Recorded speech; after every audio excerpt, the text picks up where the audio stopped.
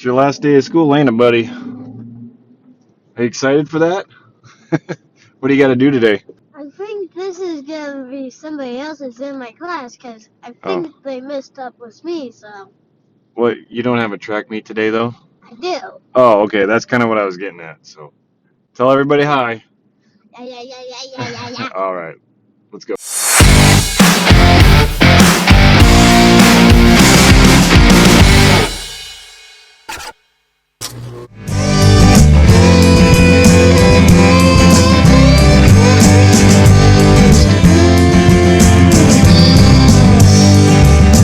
Hey guys, welcome back to O'Neill Family Farms. So I kind of wanted to talk to you guys a little bit, in case if you didn't notice, there's something a little bit extra there at the beginning of the video. I wanted to talk to you about that because one of the reasons why I started this channel a little bit over 3 years ago was I really liked the way farmers were able to kind of showcase in different regions what they do different and just the different farming techniques, crops they farm, livestock, whatever. And just kind of getting our ag story out there just to kind of let you viewers know that we're not out here trying to hurt the environment. But anyway, we're doing our best to create quality products. And that's why out here in Nebraska, specifically where I'm from, is we would call it South Central Nebraska. In case if you're familiar, a little bit familiar with it, we're near Kearney, Broken Bow, and Lexington, and we're kind of smack dab in the middle of those towns. And what we have that's kind of somewhat unique, not specific, but something we rely heavily on is irrigation out here. Since we're a little bit more dry, typically later in the season we require supplemental irrigation. And one of the big things that we use is center pivot irrigation. And that's why being able to partner with this company is really neat, and that they reached out to me to do this. It's UMC. They're a family-based company over 40 years, based in the USA for over 40 years. And it's just exciting to kind of partner with them. What they provide is driveline products like this, gearboxes, center drives, couplers, and they provide those to OEM equipment and aftermarket wholesalers. And they've got a lot of different products. I think they have one of the most extensive lineup of gearboxes and center drives of anybody's lineup. One of the things that we use is a lot of these center pivots will last a long time, like the structures of them. And what we do on our farm is we have to use a lot of these products to kind of keep them going, because every once in a while you get a gearbox, from the 80s that goes out or something like that, because a lot of these are starting to age. And so what we use them for a lot on the farm is just kind of repairs and maintenance, where even some of the new manufacturers, they're putting them on the new pivots coming out the door here. So, and if you guys are ever interested in looking any of these up, there's going to be a link below from here on out. You'll be able to access these in any of my videos upcoming. There's just going to be a link that'll take you to their website that'll kind of get you in tune with maybe one of your local dealers, or you can ask them questions, because they have one of the best aftermarket services, customer service that you could ask for in a company. So like I said, based in the USA for over 40 years, a family-owned business. Awesome. So thanks, UMC. Now let's move on towards the video.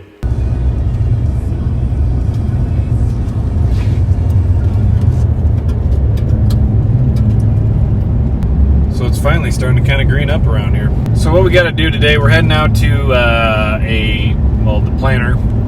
We are done planting for the first time over. It's just we had some hailstorms. Well, a hailstorm go through, and then we had a heavy rain one time, and we had some washing down some of our rows that we got to go fill in. But right today, I'm just replanting a soybean field.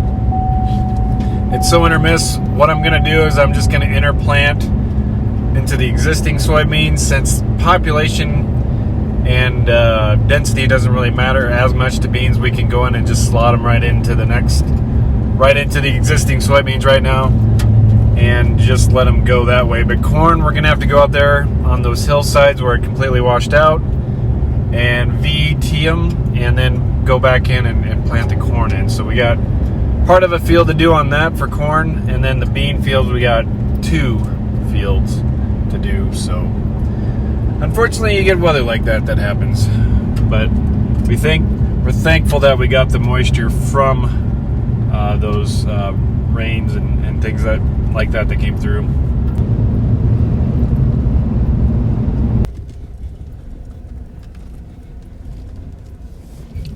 By the way, this is my brother's planter. It's set up for beans. I got to talk to you about this whole thing here in a second, so stay tuned.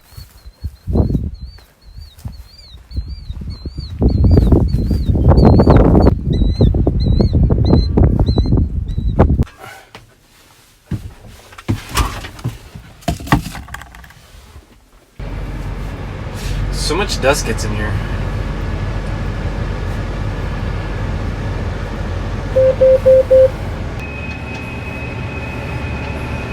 So I'm doing my ends here, and I think what I'm going to do on this one is angle it since it's a steeper pivot, and instead of trying to hug the row and keep a tight gap between running over these old ones, I think angling it might be my better option here, so we'll try that first.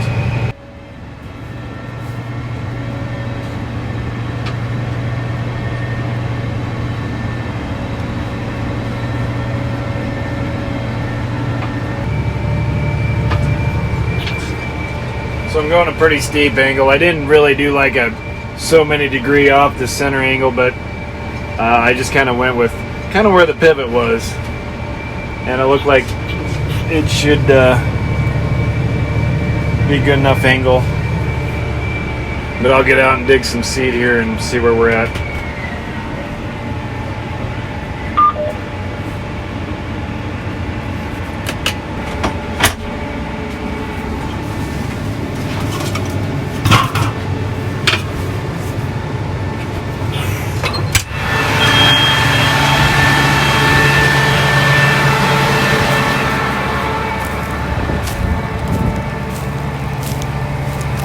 See, some of these guys got mowed off. Some are okay.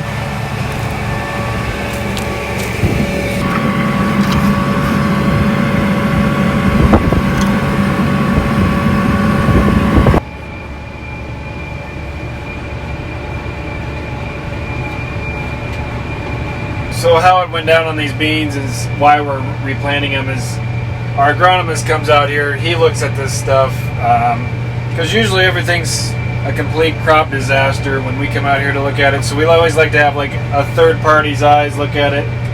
And so his assessment was to come out here and fill in between these guys with about 80,000. No, it was like 70 to 80,000 more plants. So I'm putting on 80,000 right now. Typical bean populations for us to plant at is 150 to 155 to 160, just depending on where we want to be at. So these were thin in spots. The hard thing about, hail and stuff is where there's more trash and a little more protection, they actually are standing fine. But when you get into a bare spot where they're a little more exposed, that's where they got nicked a little bit more. So you try to find the happy medium of what to go out there with and to fill in with on these soybeans. So that's kind of where we landed at. Supposedly the field over the hill here that also needs to be done, he wanted them to be at 100,000, so it's a little worse, but it's a smaller field. I think it's only 70 acres, maybe even a little hair less, but I think we actually got a few more chances of rain also, so we'll see how it goes. Hopefully I get this one mostly done today. The only thing is I got to leave strips. I got to leave 4 strips for the adjuster to come look at these since it's hail.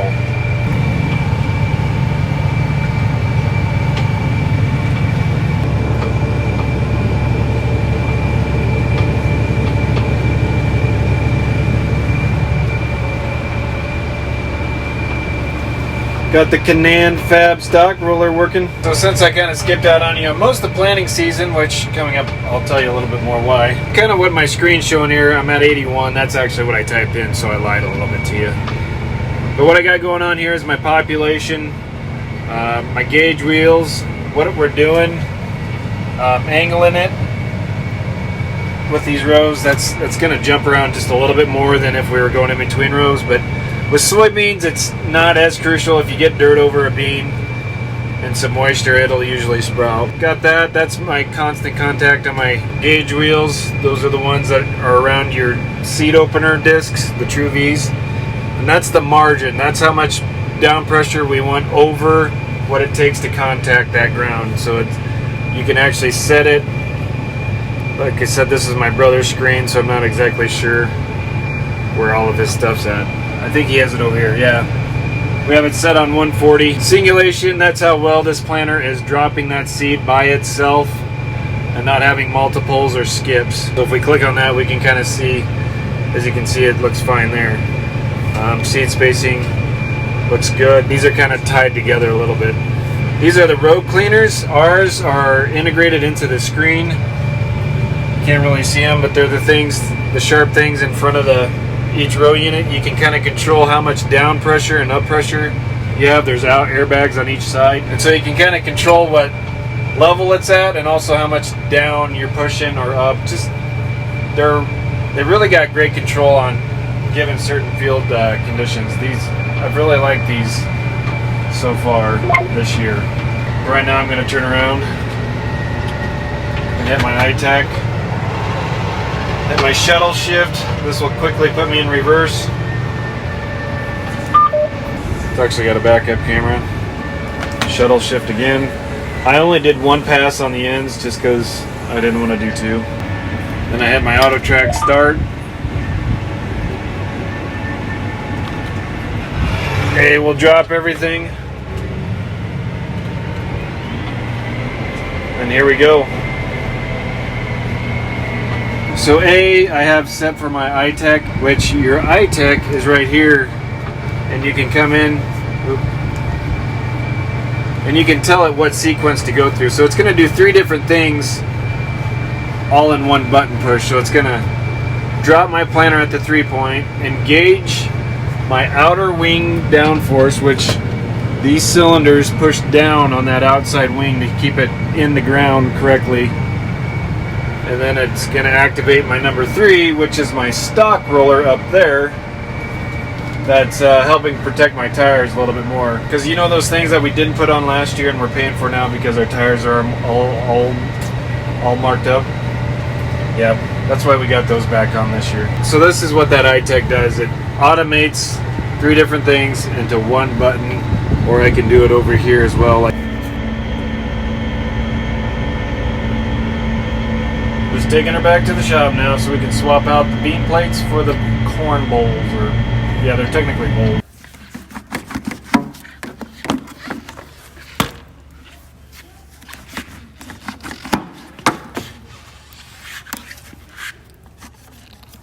Oh, this guy goes to the back sensor.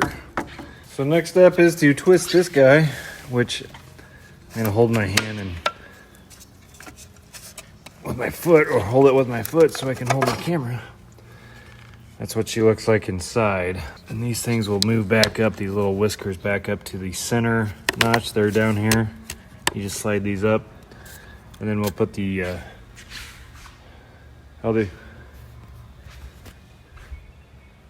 they were around here somewhere. There's corn balls around here somewhere, so I'll find them, but I'm gonna take all these out first.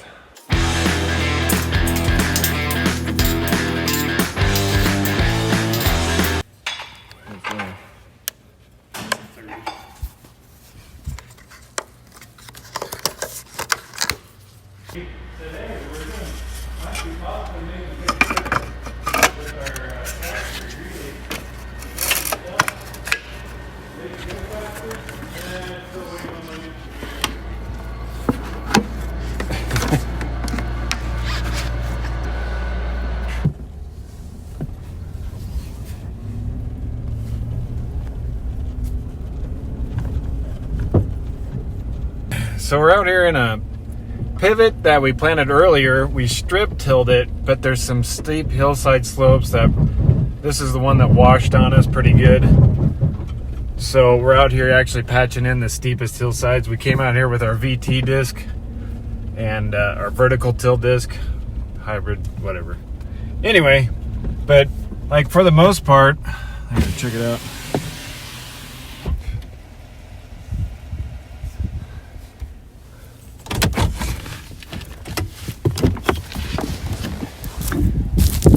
This is where we're at right now. It looks pretty good.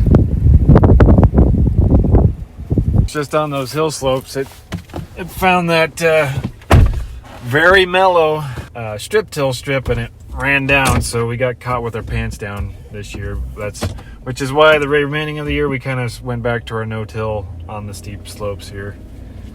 It was just beautiful, planting beautiful into that. If it would have been like 2 or 3 weeks later, it would have been held fine if you got a taproot and stuff on it, but we caught it right after we planted it. I think it was that night it rained and it washed it out. So if you can see over there, there's kind of where we vertical tilled, and he's just kind of going in and filling in the strips now. So we'll see how that works. Here's another shot for you, what he's doing. It's such a short shot that he just backs up and then pulls forward, because he doesn't want to run over the good corn by cranking it around on it, so he's just backing it in the strip that he vertical tilled.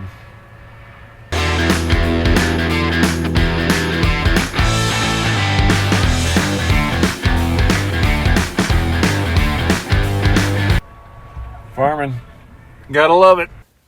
So now I know you guys been waiting for what I've been talking to you about. I'm gonna tell you what's going on with my planter. I just kind of wanted to show you guys how wore out it got and where it's sitting at specifically. Here she is. Prepare your eyes.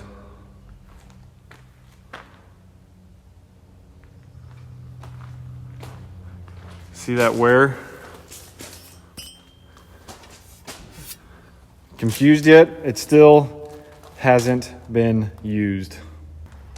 Why, you might ask?